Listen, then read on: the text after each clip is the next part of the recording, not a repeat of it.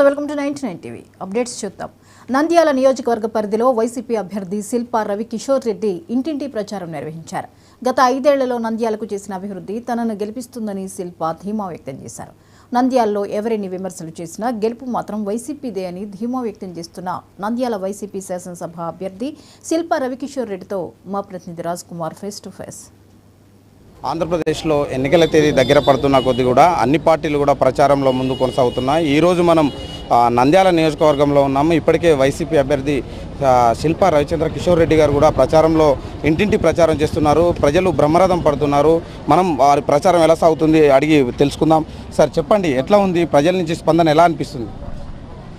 ప్రజల నుంచి ఈరోజు గత 5 సంవత్సరాల్లో ముఖ్యమంత్రి గారు చేసినటువంటి పనుల వల్ల, అలాగే జగన్మోహన్ రెడ్డి గారు ఏదైతే మాట ఇచ్చారో, మాట ఇస్తే మాట తప్పను మడమ తిప్పనని అన్ని సంక్షేమ పథకాలని అలాగే అభివృద్ధి పనులన్నీ కూడా చేసి ఈరోజు ప్రజల వద్దకు వెళ్తూ ఉన్నాం. మరి దగ్గరగా రెండు సంవత్సరాల నుంచి గడప గడప మన ప్రభుత్వంలో భాగంగా గడప తిరిగినాం, ఇంటింటికి వెళ్ళడం జరిగింది. మరి ఈరోజు అందుకనే ప్రజలలో స్వచ్ఛందంగా వాళ్ళే చాలా సంతోషంగా మమ్మల్ని అందరినీ కూడా రిసీవ్ చేసుకుంటూ ఉన్నారు. ఎక్కడికి వెళ్ళినా సరే ఒకే మాట వాళ్ళు చెప్తూ ఉన్నారు, ఖచ్చితంగా మేము వేసేది ఫ్యాన్కే వేస్తామని చెప్పేసి వాళ్ళు చెప్తూ ఉంటే మాకు కూడా చాలా సంతోషంగా ఉంది. ఈ 5 సంవత్సరాలు పడినటువంటి కష్టానికి నిజంగా ఆ గుర్తింపు రావడం అనేది మాకు కూడా చాలా గర్వంగా ఉంది. అండ్ డెఫినెట్గా మనం అయితే మంచి పాజిటివ్ రిజల్ట్ చూడబోతున్నాం. అంటే నంద్యాలలో ఇప్పటికే అంటే చాలామంది అంటే రాష్ట్రంలో చాలామంది కూడా సిట్టింగ్ ఎమ్మెల్యేలకు టికెట్లు ఇవ్వని పరిస్థితి. నంద్యాలలో మాత్రం గెలుపు అవకాశాలు ఏ సర్వే చేసినా కూడా రవిచంద్ర గారు గెలుస్తారు అన్న దానిపైన టికెట్ ఇచ్చారా అసలు, లేకపోతే జగన్ దగ్గర సన్నిహితునిగా టికెట్ ఇచ్చారా? జగన్ అన్నకి అందరూ సన్నిహితులే. ఎందుకంటే 175 మంది మాత్రమే సన్నిహితులు అని చెప్పడం కూడా కరెక్ట్ కాదు. ఎందుకంటే జగన్ అన్న కోసం అందరం కష్టపడుతూ ఉన్నాం. పార్టీలో ఉన్నటువంటి ప్రతి కార్యకర్త ఇంపార్టెంటే, ప్రతి నాయకుడు ఇంపార్టెంటే, ప్రతి ఒక్కరు కూడా ఇంపార్టెంట్. ఈరోజు అందరినీ కూడా ఆయన సమానంగానే చూస్తాడు. ఓన్లీ థింగ్ ఏంటంటే అందరం ఎమ్మెల్యేలుగా పోటీ చేయలేం కాబట్టి ఒక 175 మందికి అవకాశం వచ్చింది. దాంట్లో వివిధ సర్వేలు కావచ్చు, వివిధ రిపోర్ట్స్ ఆయన దగ్గర తెప్పించుకోవడం జరిగింది. దాని ప్రకారం ఆయన చేస్తూ వెళ్ళారు. సో కొన్నిసార్లు ఒక్కొక్కరికి అవకాశం ఉంటుంది, ఒక్కొక్కసారి అవకాశం రాదు. మరి ముఖ్యమంత్రి గారు మా మీద నమ్మకం పెట్టుకొని ఇచ్చారు. ఎందుకంటే 5 సంవత్సరాల పాటు మేము చేసినటువంటి పనులు కావచ్చు, మేము తిరిగినటువంటి పరిస్థితి కావచ్చు, ప్రజలకి చేరువుగా ఉన్నాం కాబట్టి నిజంగా ప్రజల్లో దగ్గర సత్సంబంధాలు కొనసాగిస్తూ మంచి రిలేషన్షిప్ పబ్లిక్ తోటి ఉంటే డెఫినెట్గా సీట్ అనేది ఆటోమేటిక్గా ముఖ్యమంత్రి గారు కూడా ఇస్తారు. ఎందుకంటే గెలిచే వాళ్ళకి ఇవ్వాలి అనేదే ముఖ్యమంత్రి గారిది.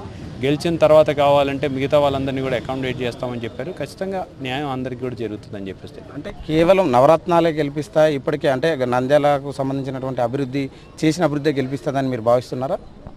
నవరత్నాలతో పాటు అభివృద్ధి కూడా జరిగింది కదా. సో నవరత్నాలతో పాటు కేవలం ప్రజలకి ఏదో సంక్షేమం ఇచ్చినంత మాత్రాన అని కాదు, అన్ని రకాలుగా అన్ని ఓవరాల్ డెవలప్మెంట్ ఈరోజు కనపడుతోంది. గవర్నెన్స్లో ఈజ్ ఆఫ్ గవర్నెన్స్ కనపడుతోంది.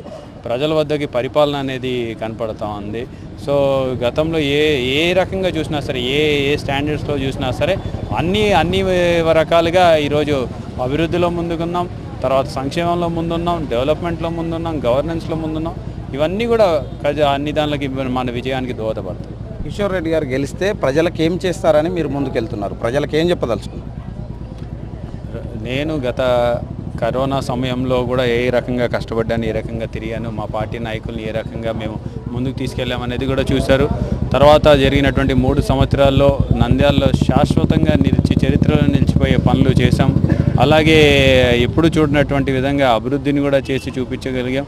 మరి హౌసింగ్లో శాంక్షన్ చేసాం, ప్లాటింగ్ శాంక్షన్ చేసాం. నెక్స్ట్ కూడా మేమేదో అబద్ధాలు చెప్పి, మాయమాటలు చెప్పి, మోసం మాటలు చెప్పేసి ప్రజల్ని మభ్యపెట్టదలుచుకోలేదు.